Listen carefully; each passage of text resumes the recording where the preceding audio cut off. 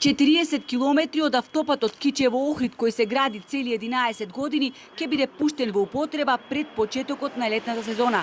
Проблемот со слечиштата ќе се решава со помош на странски експерти.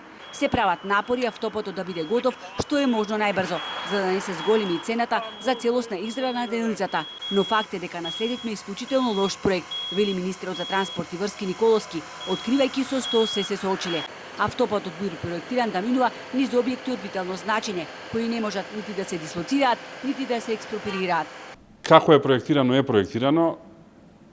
Постојниот проект поминува низ градби од А категорија.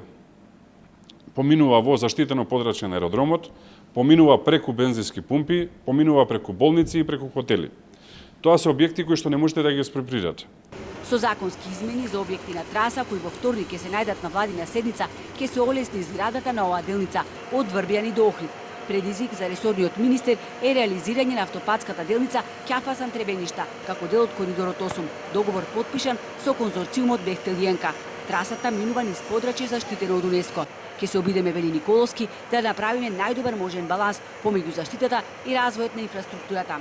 Дали тоа ќе значи поместување на трасата посеверно, или ќе значи целосно нова траса, или ќе можеме да се вклопиме во постојната траса, или ќе значи одсечка од Подморје до Струга на која што би одела како сврзница на постојниот автопат Охрид-Кичево, се работи кои што ќе ги дискутираме, но повторувам, тука имаме уникатна состојба и само тука не би сакал да се врзувам за рокови, за постојни траси.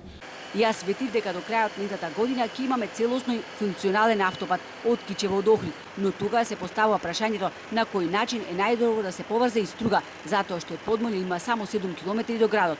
Во прашање не е само заштитата на Охридското езеро, туку и на целиот регион.